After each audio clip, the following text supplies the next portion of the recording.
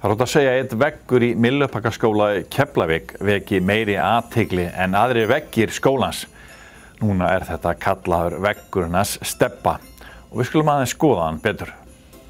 Stefán, það er ýmislegt sem að vekur athygli í Myllubakkaskóla en það er ótt að segja að þessi veggur veki meiri athygli en margt annað. Já, þau pæla mikið í honum núna og veiga sér uppáhaldspersónur og annað á honum. Hver er hugmyndin að baki þessum skurðlega vegg? Sko, Bryndís talaði við mig fyrir 2 árum og þá vorum við eitthvað að velta fyrir okkur einhverjum vegg úti. Svo fór hún í 1 árs námsleyfi og ég bara hætti að pæla í þessu. Svo þegar hún kom tilbaka og sendi með mynd með Daltonbræður eitthvað svona hjá Lukkuláka og einhver fleiri sko og þannig að þar sýndi hún mér mynd sem henni langaði svo að fá í einhver svona svipuðum stíl. Svo ég byrjaði og datt svo í huga að setja Hölk hann inn og láta hann halda á þessum ljóta kassa og svo bara þróaðist þetta bíómyndirnar og svona. Ég á náttúrulega barnabönd sem ég þarf að teikna fyrir svona reglulega þannig að þannig myndaðist svona ýmsar persónur. En svo völdu þau líka, 3. bekk krakkarnir hérna við hliðina á veggnum hafa verið að velja sér myndir á þetta og báðum að setja hérna einhverjar bæði hérna einhyrning og eitthvað fleira sko sem er á veggnum. Þú sérst að tala Bryndís í skólastjóra, það er hún sem vildi fá hana vegg. Já, hún bað mig að gera það og það er reyndar annar veggur uppi sem er svona meira fyrir unglingana, svona í sambandi við námið en þetta á að vera svona meira svona fígúrur sem þau þekkja, bæði úr sjónvarpi og þetta er jafnvel úr bókunum sem þau eru að lesa, Sofía Sól og eitthvað fleira sem við setti þannig inn. Er eitthvað sem að þeim finnst vera flottar en annað, hefur eitthvað heyrt það? Já, sko strákarnir er náttúrulega vilja Hölk og Batman og svona en það er allir svona að spá í einhverjum stúlkum. Ég var nú svona að reyna að finna kvenfólk á þetta líka sko, það er svona, kallar eru svona eitthvað meiri í ofurhetju dótinu sko. Og Simpson, hefur hann eitthvað að segja hérna á fjölskyldan? Já, ég ætlaði nú að vera með Bart en svo sá ég hérna Homer, það var svona beinn hann, ég gæti nýtt mér hann hérna við vegginn. Svo er ég komin í vandræði með hornið hérna upp, þá gæti ég tekt hárið á Maggie hérna upp. Þannig að svona hefur þetta svo kassi hérna og hann passa við Minecraft. Ég sé það, hérna, þú ert með eitt Suðurnesja táknað inn á. Já, það var ekki hægt annað en að hafa fjallið okkar. Keilir hérna.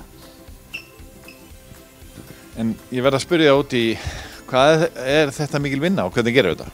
Sko ég vann þetta aðalega á laugardags- og sunnudagsmorgnum. Ég var mættur hérna 6:30 og setti kannski, ég er eiginlega búinn að mála hann 2 því að það var svona dökkgrænn litur á bakvið og ég þurfti að þekja fyrst og svo gæti ég málað þetta og þannig að það kom alltaf ný fígúra. Ég náði að þekja á laugardegi og klára hann á sunnudegi þannig að það var komið ný fígúra þannig að það var hægt að fara og skoða þegar þau komu á mánudögum. Bættist alltaf við? Já, bættist alltaf við hverja helgi stundu náði ég að klára svona seinni part þá fór ég hérna niður til svona 6-7 og kláraði eitthvað sem ég þyrfti að klára.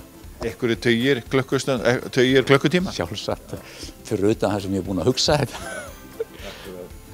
En er eitthvað fleira í vændum? Við erum nú ekki byrjað að spá neitt í neitt svoleiðis. Ég er rétt að jafna með þetta, ég byrjaði á þessu í ágúst og núna er komið desember.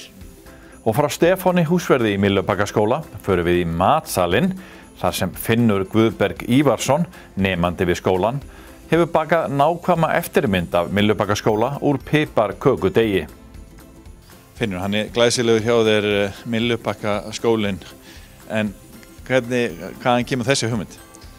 Sko ég ætlaði að gefa skólanum sem Piparkökuþorp eins og ég hef gert venjulega heima bara, en mamma hélt ég ætlaði að gefa þeim, eða misskildi mig eitthvað, hélt ég ætlaði að gefa þeim skólamódel og ég ákvað síðan að gera það út og ég gat ekki tækt að hugsa út í það.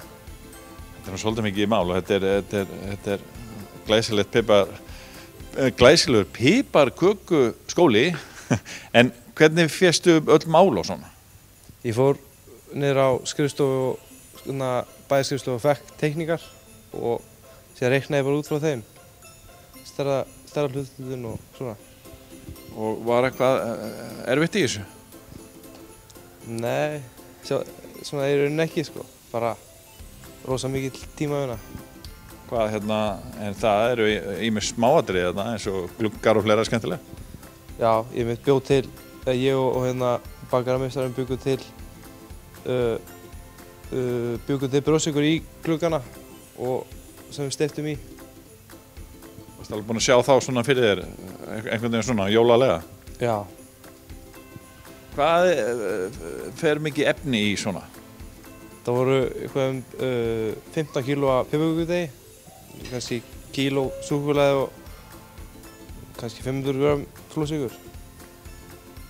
Ekki síðan tilvalið að þú og nemendur, já, einhverju valdi nemendur borðið síðan skólan hérna á 13. daganum?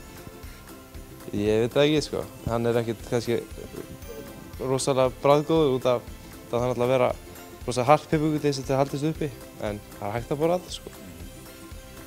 Þannig að við getum allan að ráðast á gluggana? Já. En fékkst ekki eitthvað aðstoð við þetta? Gerur þetta allt einn? Ég gerði svona megniðinn en ég fekk hjálp hjá Jóni Árelíusi sem er eigandi kökulist og hann hjálpaði mér og ég fekk einmitt að nota bakarís aðstöðuna við að baka þetta. Ertu að vinna þar?